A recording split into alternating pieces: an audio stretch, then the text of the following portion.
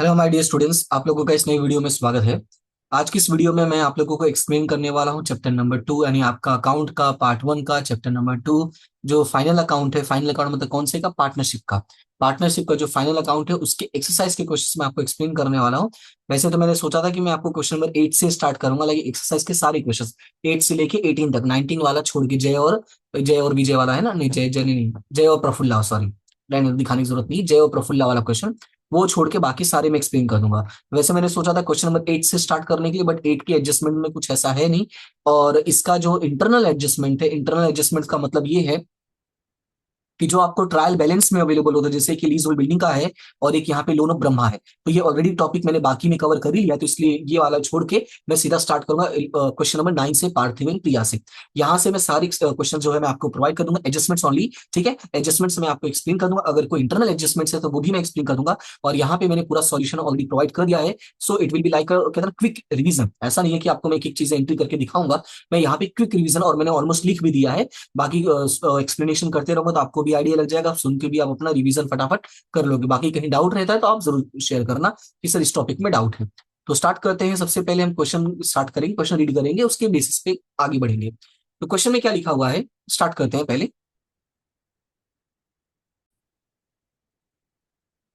सबसे पहला जो एडजस्टमेंट उसमें लिखा हुआ है, provide interest 8% on capital, 12% on drawing. फिर लिखा हुआ है Parthiv had withdrawn ₹400 at the end of each month and Priya had withdrawn on 1/10/16। इस एडजस्टमेंट में यहाँ पे आपको दो एडजस्टमेंट मिक्स कर दिया, एक इंटरेस्ट ऑन कैपिटल का, एक इंटरेस्ट ऑन ड्रॉइंग का। सबसे पहले फॉलो करते हैं इंटरेस्ट ऑन कैपिटल का। यहाँ पे मेंशन है 8% ऑन कैपिटल। तो 8% ऑन कैपिटल, उसके लिए पहले हम लोग को सब कैपिटल पता होना चाहिए कितना है। तो कैपिटल है 24,000 एंड 16,000। अब ध्यान से सुना, इसकी एंट्रीज कैसे होगी। तो पहले कैलकुलेशन की बात कर लेते हैं। तो पार्थिव एंड प्रिया दो है, तो ये हो गया आपका पार्थिव का, ठीक है। ये किसका हो गया आपका, पार्थिव का। और ये किसका हो गया आपका, प्रिया का। पार्थिव का जो कैपिटल 24,000 है और इसका कैपिटल जो है 16,000 है। सो 24,000 8% करोगे तो 1920 आएगा, एंड 16,000 8% करोगे तो 1280 आएगा, ठीक है। एक बार आप कैलकुलेशन चेक कर लेना, कोई इशू नहीं है। इनकेस अगर आपको ऐसा लगता है कि कोई कैलकुलेशन में मिस्टेक है तो आप बता देना कि सर ये अमाउंट मिस्टेक, वैसे तो मैंने अपने हिसाब से ध्यान से किया है। फिर बात करते हैं एंट्रीज की। तो एंट्रीज की अगर मैं बात करूं तो देखो, आपको एंट्रीज लर्न कैसे करना है वो भी मैं आपको समझा देता हूं। सबसे पहले दिमाग में रखना क्या कि हम किसके बारे में सॉल्व करें, कैपिटल के बारे में सॉल्व करें। और कैपिटल ऑलवेज क्या होता है, क्रेडिट होता है। ध्यान से सुनना, कैपिटल ऑलवेज क्या होता है, क्रेडिट होता है। तो अगर कैपिटल ऑलवेज क्रेडिट होगा तो इसका जो इंटरेस्ट है वो भी क्या हो जाएगा, क्रेडिट हो जाएगा। मतलब सबसे पहले याद रखना है कि credit side of capital account, मतलब कैपिटल जो कहाँ लिखते हैं वो नॉर्मली हम लोग कैपिटल अकाउंट में लिखते हैं। ध्यान से सुनना, नॉर्मली कहाँ लिखते हैं, कैपिटल अकाउंट में लिखते हैं। तो इंटरेस्ट ऑन कैपिटल भी कहाँ पे लिख देना, कैपिटल अकाउंट के क्रेडिट साइड में। और अगर इधर क्रेडिट है तो यहाँ पर क्या हो जाएगा, डेबिट। और कौन से अकाउंट में हो जाएगा, profit and loss appropriation account. तो ये आपको इस तरीके से लर्न करना है सो दैट कि आप मिस्टेक नहीं करो, ठीक है। नाउ द नेक्स्ट वन, जैसे that is interest on drawing. तो इंटरेस्ट ऑन ड्राइंग की मैं बात करता हूँ, तो यहाँ पे इंटरेस्ट ऑन ड्राइंग में थोड़ा सा कहते हैं ना कि ट्रिक मेंशन कर दिया, और वो क्या है वो यहाँ पे एडजस्टमेंट में देख लेते हैं। अमाउंट की बात करते हैं तो 4800 एंड 3200 है, तो वो तो लिख लेंगे, कोई दिक्कत नहीं है। यहाँ पे लिखा Parthiv has withdrawn 400 at the end of each month. अब ये ईच मंथ वाला आ गया है, तो ईच मंथ वाला मैंने आपको रूल्स बताया था, फिर भी मैं यहाँ पे लिख देता हूँ। ईच मंथ वाला अगर रूल आता है, यानी ये टॉपिक जो आपको 3 मार्क्स में भी काम आ जाएगा। अगर मान लेते हैं कि अगर ऐसा क्वेश्चन आता है कि ईच मंथ वाला टॉपिक है, तो आपको याद रखना है कि जो अमाउंट यहाँ पे मेंशन करना, जैसे हम लोगों ने नॉर्मली रीड किया है कि I is equal to PRN। ध्यान से सुनना, I is equal to PRN divided by 100। तो यहाँ पे जो P होता है वो पर मंथ अमाउंट हो जाएगा। क्या हो जाएगा यहाँ पे, पर मंथ अमाउंट। और आपका R तो पता ही आपको क्या होता है, रेट ऑफ इंटरेस्ट होता है, ठीक है। और जो N होता है वो टाइम होता है, यानी नंबर ऑफ ईयर्स। तो बेसिकली जो टाइम होगा वो क्या होगा कि अगर स्टार्टिंग में है, स्टार्टिंग में होगा तो 78 होगा, और एंड में होगा तो 66 होगा। और हमारे क्वेश्चन में एंड में है, तो इसलिए यहाँ पे क्या लिखा है कि 400 multiply by 12% per month amount multiply by rate. Rate कितना है आपका, तो रेट है आपका 12%, ठीक है। And multiply by 66 divided by 12, तो ये कितना आ जाएगा, 264 आ जाएगा। ये फर्स्ट का कैलकुलेशन हो गया। सेकंड के कैलकुलेशन की बात करते तो यहाँ पे लिखा है कि प्रिया हैड विड्रॉन ऑन 1/10/16। और यहाँ पे किसने कब विड्रॉन किया था, 1/10/16 को। तो अगर 1/10/16 को विड्रॉ किया तो हमारा जो ईयर है वो एंड कब होता है वो याद रखना है। तो हमारा ईयर जो एंड है वो होता है 31/3/17 को। तो इस तरीके से अगर आप चेक करने जाओगे तो ये कितना मंथ कंप्लीट कर रहा है, 6 मंथ, 1/10 से लेके 31/3, 10 11 12 1 2 3 यानी 6 मंथ हो गया। फिर रूल जो है वही है PRN, तो P का वैल्यू कितना है, प्राइस की अमाउंट कितना है यहाँ पे 3200 है, रेट 12% और टाइम कितना 6 डिवाइडेड बाई 12, 6 मंथ है, दैट्स वाई 6 डिवाइड बाई 12 हो जाएगा। सॉल्व करोगे तो कितना आएगा 192। तो पार्थिव का आया 264 इन प्रिया का आया 192। अभी जैसे जो रूल मैंने ऊपर एक्सप्लेन किया था सेम रूल अप्लाई करना है आपको कि जो ड्राइंग है वो ऑलवेज क्या होता है, डेबिट होता है। ध्यान से सुनना, ड्राइंग ऑलवेज क्या होता है, डेबिट होता है। इसकी एंट्री जो होगी, फर्स्ट एंट्री होगी इंटरेस्ट ऑन ड्राइंग, वो भी कहां पर होगा, debit side of capital account, क्योंकि जो ड्राइंग है वो भी कहां ट्रांसफर करती है, कैपिटल अकाउंट में। तो अगर यहाँ पे डेबिट हुआ तो यहाँ पर क्या हो जाएगा, क्रेडिट हो जाएगा। क्लियर हुआ इतना? तो इस तरीके से आपको कहता है लिंक बना के याद रखना है कि जैसा बैलेंस होगा वैसा उसका इंटरेस्ट होगा, जैसा बाप वैसा बेटा, इस तरीके से आप लिंक कर सकते हो। मतलब ऐसा लिख मत देना, ठीक है। चलो आगे बढ़ते हैं। Credit sale of rupees 1000 sorry 10,000 is not recorded. तो पहले इतना ही करते हैं, बाकी का बाद में रीड करते हैं। जो क्रेडिट सेल है 10,000 का वो रिकॉर्ड नहीं किया है, तो क्रेडिट सेल रिकॉर्ड नहीं किया तो आपको पता है कि सेल है तो सेल का रिलेशन किसके साथ है, डेटर्स के साथ। ध्यान से सुनना, इस तरीके से ही मैंने आपको पढ़ाया था जब भी मैंने रिवाइज करवाया था। ये जो वीडियोस मैंने बनाए हैं उसमें भी सेम मैंने ऐसे एक्सप्लेन किया है। तो इसलिए याद रखना कि जो सेल्स है, सेल्स का रिलेशन किसके साथ होता है, पहले तो सेल के साथ होता है, दूसरा किसके साथ होता है, डेटर्स के साथ होता है। और सेल है तो दोनों जगह क्या कर देना है, प्लस करना है। तो यहाँ पे मैंने लिख दिया first added to sale accounts, next one added to debtors account. तो याद रखना है अगर सेल है तो दोनों जगह क्या कर देना है, प्लस कर देना। एक कहाँ प्लस करना है, सेल में, दूसरा कहाँ प्लस करना है, डेटर्स में। और सेल कहाँ लिखते हैं, तो सेल लिखते हैं आपका ट्रेडिंग अकाउंट में लिखते हैं, और डेटर्स कहाँ लिखते हैं, डेटर्स लिखते हैं बैलेंस शीट के एसेट साइड में लिखते हैं। तो वो भी मैंने मेंशन कर दिया, that is the balance sheet of asset side, और asset side of balance sheet. Clear है? उसके बाद सेकेंड एडजस्टमेंट इसी के अंदर थोड़ा सा आगे मेंशन है कि total of sales book of March is overcast by 2000। यहाँ पे लिखा है कि जो सेल्स बुक का वैल्यू है ना, टोटल है ना, वो क्या किया है, ओवरकास्ट किया। ओवरकास्ट का मतलब होता है एक्स्ट्रा कर दिया है। तो ओवरकास्ट का मतलब होता है एक्स्ट्रा कर दिया, तो बस आपको क्या करना है, उसको माइनस करना है। और अगर क्वेश्चन में मेंशन होगा अंडरकास्ट कर दिया है, तो याद रखना इसको बस जाके उसमें क्या कर देना, प्लस कर देना। तो हमारा ओवरकास्ट है तो सेल्स में से क्या कर देना, डिडक्ट फ्रॉम सेल्स, यानी जो भी सेल का अमाउंट होगा। जैसे यहाँ पे मैं एक बार अगर आपको दिखाना चाहूँ सेल्स का अमाउंट, तो यहाँ पे हम देख लेते हैं कैसे है। तो सेल्स का अमाउंट है पहले 2 लाख रुपीज, तो सेल्स का अमाउंट कितना है, 2 लाख। तो यहाँ पे पहले लिखना है 2 लाख, ठीक है। उसमें आउट ये जो आपका रिकॉर्डिंग करना बाकी था 10,000 का, वो ऐड कर दो। सो यहाँ पे कितना हो गया, 2,10,000।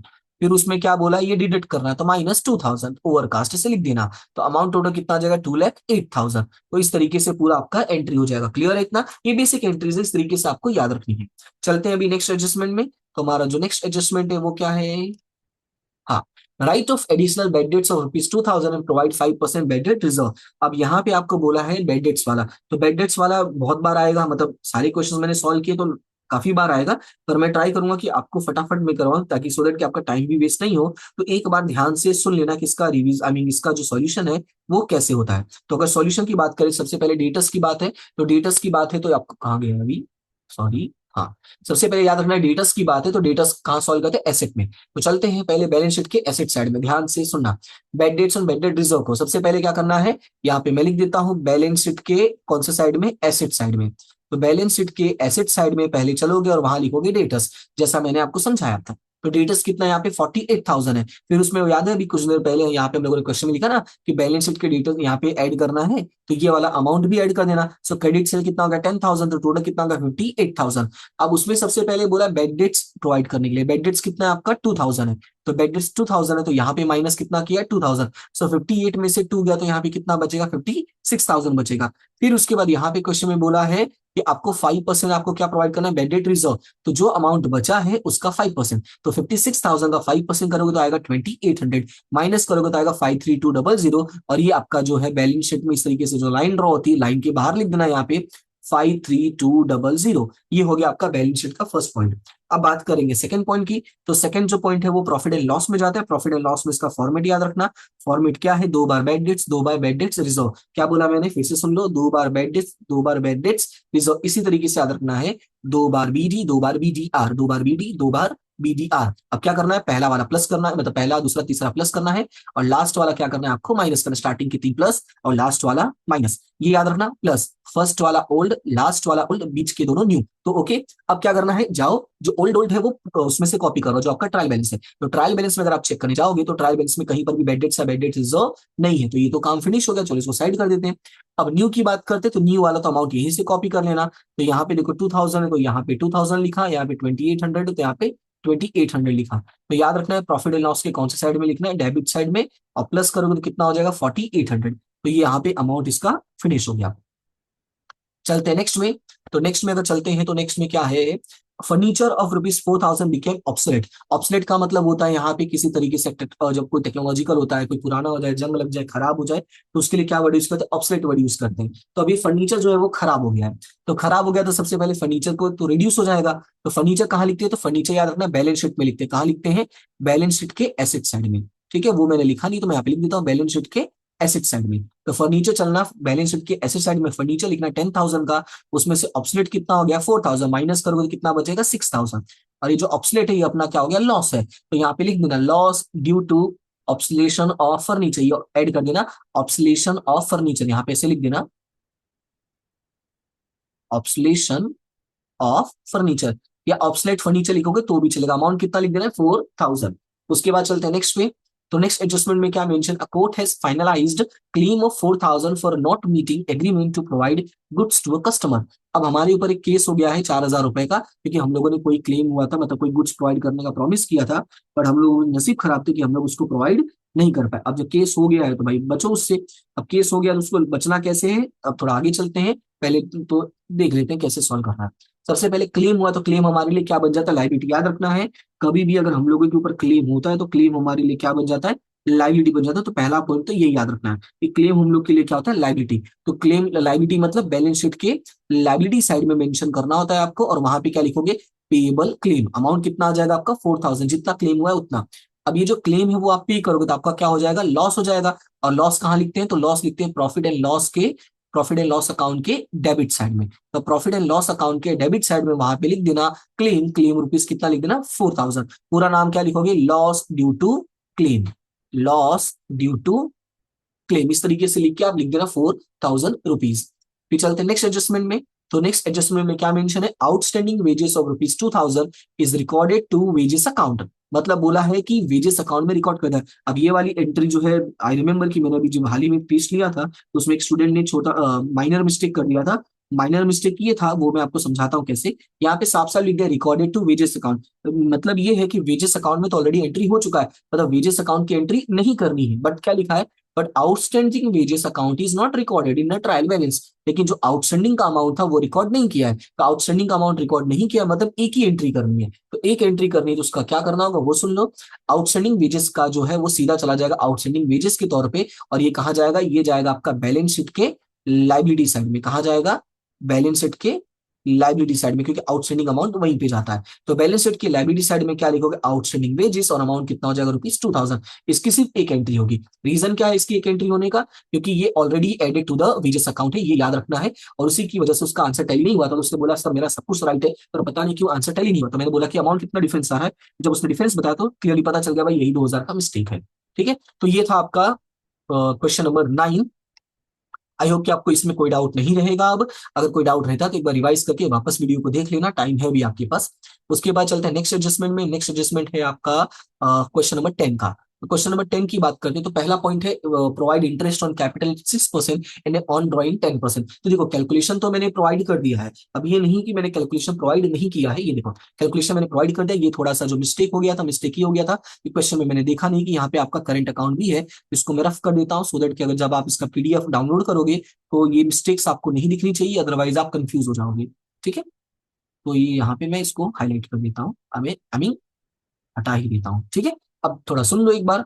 इस क्वेश्चन में अगर आप देखने जाओगे तो देखो क्वेश्चन सॉल्व कर अकाउंट्स बनाने से पहले एक बार नजर दौड़ा लेना। नजर क्या दौड़ाना है कि करंट अकाउंट है या नहीं, क्योंकि अगर करंट अकाउंट है तो कैपिटल वाली सारी एंट्री कहाँ जाएगी, करंट अकाउंट में। बस याद रखना कैपिटल के बदले में करंट हो जाएगा। तो कैसे याद रखना है, दो है, एक कैपिटल है और एक इंटरेस्ट ऑन ड्रॉइंग है।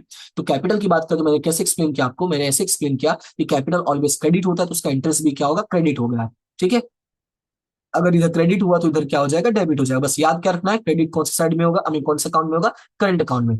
और ड्राइंग ऑलवेज क्या होता है, डेबिट होता है। अगर इधर ड्राइंग इधर डेबिट होता है इधर भी क्या हो जाएगा, डेबिट हो जाएगा। बस फर्क कितना ये है कि कौन सा अकाउंट में हो जाएगा, करंट अकाउंट में। प्लस इधर डेबिट हुआ तो इधर कौन से साइड में हो जाएगा, क्रेडिट साइड। और कौन से अकाउंट के, profit and loss appropriation. Amount की बात करते हैं तो अमाउंट कैलकुलेशन आप यहाँ पे देख लो। कैलकुलेशन कितना है, अमाउंट पहले चेक कर लो। यहाँ पे 120 और 80 है, 40 और 12 है। तो 120, 80 और 40 और 12 परसेंटेज कितना है? तो परसेंटेज में थोड़ा सा मैंने मिस्टेक कर दिया था, ये 6% है और ये 10% है। मैंने दोनों में सेम परसेंटेज में कैलकुलेट कर दिया था, इसलिए ये अमाउंट आपको थोड़ा कटपिट दिख रहा होगा, तो फिर भी अच्छे से देख लेना। 1,20,000 का 6% होगा 7,200, 80,000 का 6% होगा 4,800। याद रखना कैपिटल के क्रेडिट साइड में इंटरेस्ट ऑन कैपिटल जो है वो करंट अकाउंट के क्रेडिट साइड में लव वेंकुस के कॉलम में 7,200 4,820 जाएगा। ठीक है। उसके बाद ड्राइंग की बात करेंगे तो उसका 40,000 का 10%। याद रखना है यहाँ पे परसेंटेज 10% है, वो मिस्टेक नहीं होना चाहिए। तो 10%, 40,000 का 10% कितना हो जाएगा आपका? 4,000 हो जाएगा, मैं यहाँ पे लिख ही देता हूँ। फिर 12,000 का 10% कितना हो जाएगा? 1,200 हो जाएगा। क्लियर है इतना? और एंट्रीज जो मैंने बता ही दिया है। उसके बाद नेक्स्ट है यहाँ पे, नेक्स्ट है provide 10% interest on opening balance of current account. अब करंट अकाउंट में भी प्रोवाइड करना है, तो करंट अकाउंट में अगर आप नोटिस करो तो जो लॉ का है वो है आपका क्रेडिट बैलेंस है, और कुछ का जो है वो डेबिट बैलेंस है। तो जैसा मैंने अभी एक्सप्लेन किया सब वही करना है। पहले क्या करोगे वो सुन लो, पहले तो दोनों का कैलकुलेट करो। तो यहाँ पे लॉ का और कुछ का, लॉ का 8,000 का 10% कितना होगा? 800 होगा। कुछ का 10% कितना होगा? 1,200 होगा। अभी याद कैसे रखना है वो सुनना। सबसे पहले यहाँ पे मैं साइड में लिख देता हूँ एक लॉ, और यहाँ पे लिख देता हूँ कुछ। ठीक है। लॉ का कौन सा बैलेंस है? तो लॉ का है क्रेडिट बैलेंस है। कौन सा बैलेंस है? Credit balance. और कुछ का कौन सा बैलेंस है? Debit balance. तो याद क्या रखना है कि अगर इसका क्रेडिट बैलेंस है तो इंटरेस्ट भी कहाँ जाएगा? पहले तो क्रेडिट साइड में जाएगा। और इसका डेबिट बैलेंस है तो पहले इंटरेस्ट कहाँ जाएगा? डेबिट साइड में जाएगा। एक पॉइंट। दूसरा, इधर क्रेडिट है तो अप्रोप्रिएशन में डेबिट हो जाएगा, और इधर डेबिट है तो अप्रोप्रिएशन में क्रेडिट हो जाएगा। काम हो गया, कैलकुलेशन सामने ही है। क्लियर हुआ था? तो इसी तरीके से आपको याद रखना है। ये चलते हैं नेक्स्ट एडजस्टमेंट में। तो नेक्स्ट एडजस्टमेंट है आपका कि monthly salary of 1,800 is outstanding payable to Kush. अब कुश नाम का जो पर्सन है, आई मीन जो आपका पार्टनर है, उसको 1,800 जो सैलरी पे करना था वो आउटस्टैंडिंग है। तो 1,800 सैलरी पर मंथ है ना, तो पर मंथ इसका मतलब क्या होगा? 1,800 मल्टीप्लाई बाय 12 करोगे तो आएगा 21,600। अब ये सैलरी मिलने वाली किसको? कुश को मिलने वाली है। तो पहले ये जाएगा credit side of current account में, क्योंकि अपने पास करंट अकाउंट है। सेकंड एंट्री जाएगा debit side of profit and loss appropriation, as it is related to partners. और पार्टनर्स रिलेटेड है तो कहा जाता है प्रॉफिट एंड लॉस अप्रोप्रिएशन में। अगर पार्टनर नहीं होता तो कहा जाता प्रॉफिट एंड लॉस में जाता। फिर चलते हैं नेक्स्ट में बोला है after information of above mention adjustments और remaining profit 10% commission is payable to Kush. यानी जब आप क्वेश्चन सॉल्व करोगे सारी एंट्रीज कॉपी पेस्ट कर लेना। उसके बाद जब डिफरेंस फाइंड करोगे, डिफरेंस फाइंड करने के बाद जो प्रॉफिट एंड लॉस अप्रोप्रिएशन का आंसर आएगा वो कितना आएगा? 52,000 आएगा। ध्यान से सुनना, मैंने क्या बोला? मैंने ऐसा बोला कि सारे, पहले तो देखो सारे एडजस्टमेंट सॉल्व करो। ऑल एडजस्टमेंट मैं लिख देता हूँ ना, ये तो आपको याद रहेगा। पहला काम क्या करोगे? All adjustments. पहले ऑल एडजस्टमेंट सॉल्व करना। ठीक है, यहाँ पे लिख देता हूँ सॉल्व। उसके बाद जो आपका टीबी है, टीबी मतलब ट्रायल बैलेंस है, ट्रायल बैलेंस को सीपी करना, सीपी मतलब कॉपी पेस्ट। कॉपी पेस्ट करने के बाद टोटल फाइंड करना।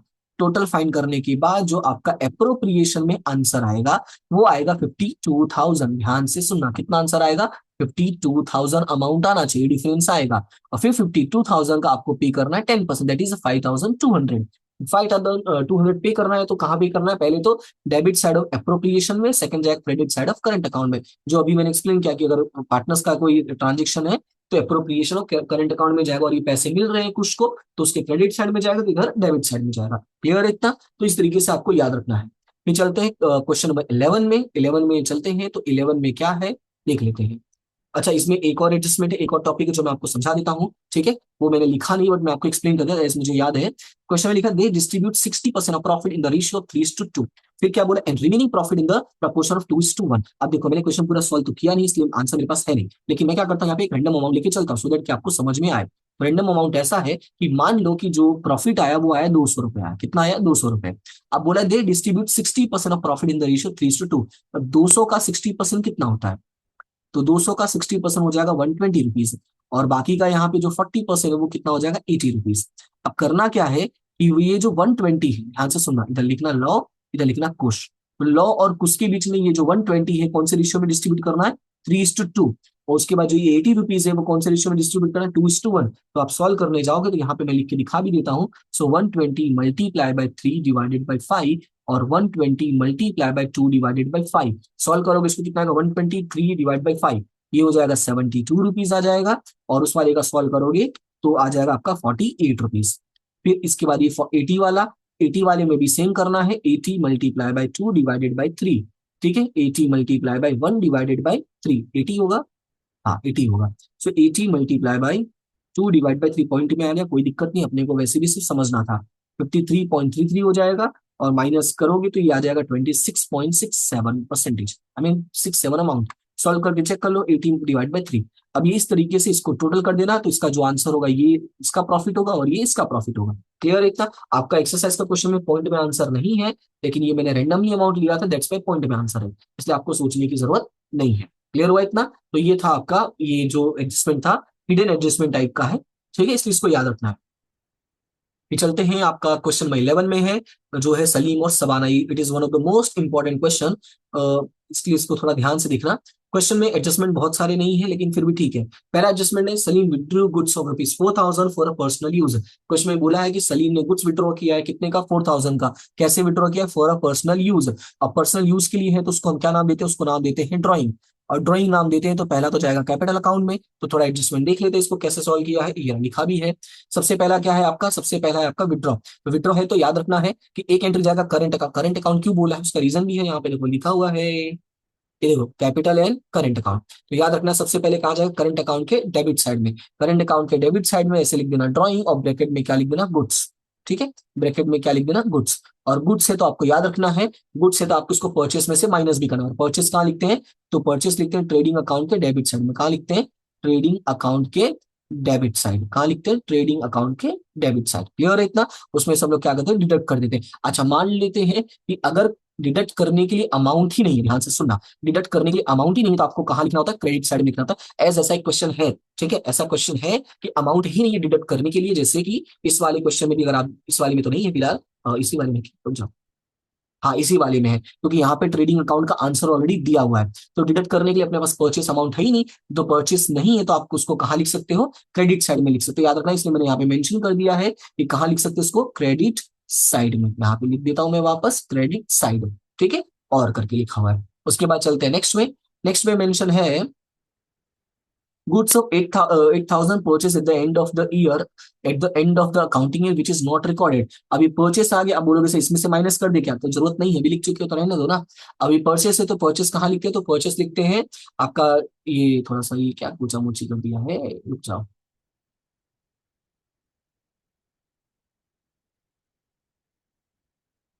अच्छा, उधर का अमाउंट इधर हो गया था, इधर का अमाउंट उधर हो गया था। चलो अभी सुन, सबसे पहले याद क्या रखना है? याद ये रखना है कि अगर आपके पास परचेस है तो एड ऑन परचेस, और वो भी कहाँ लिखना है? तो याद रखना है ट्रेडिंग अकाउंट के डेबिट साइड में। ट्रेडिंग अकाउंट के कौन से साइड में? डेबिट साइड में। बट प्रॉब्लम ये है कि अपने पास परचेस है नहीं। जब परचेस है नहीं तो आप डायरेक्टली डेबिट साइड में एज अ परचेस लिख देना। नाम क्या लिखना? अनरिकॉर्डेड। क्या लिख देना? Unrecorded purchase. इस तरीके से आप लिख सकते हो। क्लियर है इतना? और परचेस है तो परचेस का रिलेशन किसके साथ है? क्रेडिटर के साथ है। तो बेसिकली जो क्रेडिटर है वो कहाँ लिखते हैं? तो वो लिखते हैं बैलेंस शीट के लाइबिलिटी साइड में। तो बैलेंस शीट की लाइबिलिटी साइड में वहां पे लिख देना क्रेडिटर 24,000 का, फिर प्लस अनरिकॉर्डेड कितना है? 8,000। सो आपका जो टोटल हो जाएगा वो कितना हो जाएगा? 32,000 हो जाएगा। फिर उसके बाद चलते हैं नेक्स्ट में। नेक्स्ट है prepaid insurance is 400। Prepaid insurance, तो प्रीपेड क्या होता है? आपका एसेट होता है। जो बेसिक एंट्रीज है वो याद रखना कि प्रीपेड इंश्योरेंस क्या होता है? एसेट। तो उसको कहाँ लिखते हैं? बैलेंस शीट के कौन से साइड में? एसेट साइड में लिख देना प्रीपेड इंश्योरेंस। ठीक है, या इंश्योरेंस प्रीमियम पूरा लिख देना। अब सेकंड एंट्री की बात करते हैं तो प्रीपेड जो होता है वो क्या करते हैं? डिडक्ट करते हैं। याद रखना है, यहाँ पे मैं लिख देता हूँ कि जो प्रीपेड होता है उसको माइनस करते हैं, एडवांस को भी माइनस करते हैं, आउटस्टैंडिंग को प्लस करते हैं, रिसीवेबल को भी हम लोग क्या करते हैं? प्लस करते हैं। ये थोड़ा याद रखना है, अकाउंट के बेसिक रूल से। तो प्रीपेड है तो deduct from the insurance premium. कौन सी साइड में? Debit side of profit and loss account. तो इंश्योरेंस कितना? 2,000 का है, माइनस किया 400, अमाउंट कितना आ जाएगा यहाँ पे? 1,600। उसके बाद चलते हैं नेक्स्ट एडजस्टमेंट में। तो नेक्स्ट एडजस्टमेंट अगेन जो है वो डेटर्स का ही है। डेटर्स का mention 800 is not recoverable and provide 5% bed reserve. तो सेम वही तरीके से करना है, आपको याद रखना है कि सबसे पहले डेटर्स लिखोगे, डेटर्स में से आपको माइनस करना है बेड डेट्स 800 है, जो भी बचेगा उसका 5% माइनस 5 है ना, 5% हाँ। 5% करोगे तो 36,000 का 5% कितना होगा? यहाँ पे लिख देना ब्रैकेट में 5%। तो 5% कितना होगा? 1800 माइनस करने पे कितना आएगा? 34,200। अब इसका जो फॉर्मेट बताया था same to same format follow करना है। फॉर्मेट क्या बोला था? 2 बार बेड डेट्स, 2 बार bad debts is off, starting का 3 प्लस, लास्ट वाला माइनस। और मैंने बोला था स्टार्टिंग का वही पहला वाला और आखिरी वाला ओल्ड, और बीच के दोनों न्यू। ये इतना मैंने बताया था। अब याद क्या रखना है कि ये जो 800 है और ये 1800, ये कॉपी पेस्ट कर देना 800 एंड 1800, और बाकी के जो दो अमाउंट है वो आपको ट्रायल बैलेंस में से मिल जाएगा। तो ट्रायल बैलेंस में जाओ तो यहाँ पे देखो लिखा है bad debts and bad debts reserve, और कितना है वो 400 एंड 2000, तो यहाँ पे आपको कॉपी कर देना है 400 एंड 2000, प्लस माइनस करोगे तो जो आपका अमाउंट आएगा वो कितना का 1000, वो भी बाहर साइड कॉलम में लिख देना। ठीक है, फिर चलते हैं नेक्स्ट एडजस्टमेंट में। तो नेक्स्ट एडजस्टमेंट क्या है, discount reserve on debtors is not required. अब डिस्काउंट रिजर्व रिक्वायर्ड नहीं है तो यहाँ पे चेक करोगे तो आपका डिस्काउंट रिजर्व होगा, तो यहाँ पे देखो लिखा भी हुआ डिस्काउंट रिजर्व, तो डिस्काउंट रिजर्व है जो रिक्वायरमेंट नहीं है, तो याद रखना है इसका कोई और ट्रांजेक्शन नहीं होगा, मतलब एक ही रिकॉर्डिंग होगी, दूसरा रिकॉर्डिंग नहीं होगा। और वो रिकॉर्डिंग कहाँ होगा, it will be transfer to profit and loss account, कौन से साइड में, क्रेडिट साइड में, और we can say credit side of profit and loss account. ये याद रखना, इसकी एक ही एंट्री होगी एज एक अकाउंट क्लोज कर रहे हैं, कोई एडजस्टमेंट नहीं है प्रॉपर वे में। ठीक है, now the next one. Next है provide depreciation machine at 20% and furniture 5%। तो पहले तो मशीन ढूंढ लेते हैं, मशीन मशीन मशीन मशीन, ये रहा, नहीं कहाँ गया, ये रहा मशीन। मशीन कितना आपका 40,000 है, तो चलो यहाँ पे सॉल्व कर लेते हैं डेप्रिसिएशन। तो प्लांट एंड मशीन कितना है 40,000, कहाँ लिखते हैं, तो प्लांट एंड मशीन जो है बैलेंस शीट के कौन से साइड में लिखते हैं, एसेट साइड में, तो ये सब याद रखना है कि एसेट साइड में प्लांट एंड मशीन लिखोगे, आपका 20% डेप्रिसिएशन है, 40,000 का 8%, सॉरी 20,000% 8,000 होगा, बचेगा कितना 32,000। और इसकी जो सेकेंड एंट्री हो जाएगी वो हो जाएगी ट्रेडिंग अकाउंट। अब ध्यान से सुनना, ये one of the most important concept है। अगर आपने डाइजेस्ट देखा होगा या टीचर्स को देखा होगा, तो बेसिकली वो लोग आंसर्स को टैली करवाने के लिए कुछ भी कर देते हैं, और उसमें उनकी कोई मिस्टेक नहीं है, क्योंकि हमारे यहाँ पे परंपरा है कि हमको तो चाहिए आंसर, कंसेप्ट जाए तेल लेने। तो कंसेप्ट इसका क्या है वो सुन लो, कि जहां पर भी प्लांट वर्ड मेंशन होता है, प्लांट वर्ड जो है वो ऑलवेज ट्रेडिंग अकाउंट में ट्रांसफर करते हैं। अब बोलोगे कि सर इसका आंसर जो है बुक में वो तभी मैच होगा जब आप इसको प्रॉफिट एंड लॉस में लिखो, तो मैंने लिखा भी है, मैं पागल नहीं हूँ भाई, देखो मैंने लिखा भी है प्रॉफिट एंड लॉस अकाउंट के डेबिट साइड में मैंने लिखा भी है। आप चाहे ट्रेडिंग में लिखना, चाहे आप इसके प्रॉफिट एंड लॉस में लिखना, बस याद रखना है कि अगर आप कहीं भी लिखो, आपको अगर ऐसा लगता है कि तुम दुनिया से अलग जा रहे हो, तो वहां पे नीचे लिख दोगे नोट, नोट लिख दोगे कि प्रॉफिट, ये plant and machinery depreciation recorded, ठीक है, रिकॉर्डेड इन ट्रेडिंग अकाउंट। तो ये थोड़ा क्या रहेगा, अगर मान लो कोई अच्छा टीचर आएगा चेक करने के लिए, उसको पता चल जाएगा भाई हाँ बच्चा बहुत होशियार है, उसको सब कुछ पता है। ठीक है, ये हो गया फर्स्ट का। फिर सेकंड बात करते हैं फर्नीचर का, तो फर्नीचर का कितना परसेंट है यहाँ पे, फर्नीचर का 5% है, और यहाँ पे फर्नीचर कितना है आपका, फर्नीचर यहाँ पे 10,000, सो 10,000 का 5% वही से माइनस कर देना बैलेंस शीट के एसेट साइड में, तो यहाँ पे लिख देता हूँ बैलेंस शीट का कौन सा साइड में है, एसेट साइड में, माइनस करना जो भी अमाउंट आएगा उसको ट्रांसफर करना प्रॉफिट एंड लॉस अकाउंट के डेबिट साइड में। क्लियर हुआ इतना, तो ये तो हो गया आपके एडजस्टमेंट्स, पर मैंने कहा था ना कि एडजस्टमेंट के साथ साथ अगर कोई हिडन एडजस्टमेंट्स आएगा 8 नंबर को छोड़ के, तो वो भी मैं बताऊंगा। तो हिडन एडजस्टमेंट में क्या है, सबसे पहले आपका यहाँ पे देखते हैं कहाँ गया ये क्वेश्चन, क्वेश्चन में यहाँ पे सबसे पहले मेंशन है, एक ये डेट वाला नहीं है, ये रहा, लीज होल्ड मशीनरी परचेस कब किया था, फ्रॉम, गलत अंडरलाइन हो गया, परचेस किया था हम लोगों ने 1/4/16 फॉर 5 ईयर्स। अब ध्यान से सुना, अगर आपका जो परचेस डेट होता है, अगर परचेस डेट आपके बैलेंस शीट के डेट के साथ मैच होता है, बैलेंस शीट के date I mean trial balance के डेट के साथ, का मतलब क्या है, यहाँ पे देखोगे 30 दिखा जाए तो इसी का स्टार्टिंग डेट है, तो इसी का स्टार्टिंग डेट है, तो आपको बस कुछ नहीं करना है, डिवाइडेड बाई 5 कर देना, तो जो भी अमाउंट आएगा उसको डिवाइड बाई 5 कर देना, जिससे यहाँ पे मैंने लिखा भी है कि जो 60,000 था, ठीक है, 60,000 था, डिवाइडेड बाई 5 किया तो अमाउंट कितना आ गया यहाँ पे 12,000 आ गया। तो अभी रिकॉर्डिंग कैसे करनी है वो सुनना, सबसे पहले तो इसको ट्रांसफर कर देंगे बैलेंस शीट के कौन से साइड में, एसेट साइड में, डेबिट साइड बोल रहा हूँ, यहाँ पे लिख देना एसेट साइड में, और एसेट साइड में लिखना लीज होल्ड प्रॉपर्टी ₹60,000, फिर लिखना राइट ऑफ अमाउंट और रिटर्न ऑफ अमाउंट ₹12,000, बचेगा 48,000। और ये जो राइट ऑफ अमाउंट होता है ये जाएगा प्रॉफिट एंड लॉस के कौन से साइड में, डेबिट साइड में लिख देना ये return of amount of lease roll machinery. ठीक है, उसके बाद सेकंड आपका जो है वो है loan, loan of Shabana, Shabana कौन है, पार्टनर, यहाँ पे देखो परसेंटेज भी मेंशन नहीं है, और क्वेश्चन में लिखोगे तो सबाना जो है वो आपकी पार्टनर है, तो पार्टनर है तो आपको रूल्स पता होना चाहिए, पार्टनर्स का रूल ये है कि पार्टनर्स अगर है तो उसको 6% इंटरेस्ट प्रोवाइड करना होता है। तो यहाँ पे पहले डेट फाइंड कर लो, तो 1/10/16 है, कौन सी डेट है 1/10/16, और 1/10/16 से लेके 31st 3 करोगे तो कितना मंथ आ जाएगा 6 मंथ आ जाएगा, और 60,000 का 6% 6 मंथ का कैलकुलेट करोगे तो 3600 हो जाएगा, और उसके बाद 6 मंथ का आ जाएगा 1800, 1800 है, तो सबसे पहले कहाँ लिखना है, डेबिट साइड में लिखना है, प्रॉफिट एंड लॉस के डेबिट साइड में, और ये पे करना बाकी है, लाइबिलिटी है, तो लाइबिलिटी आपका जाएगा लाइबिलिटी साइड में, यानी कौन से, बैलेंस शीट की कौन से साइड में, लाइबिलिटी साइड में। अमाउंट क्या लिखना है, outstanding interest on loan ₹1800। Clear हुआ इतना, तो ये था आपका 3 क्वेश्चन मैंने एक्सप्लेन किया इसमें, 9, 10 एंड 11।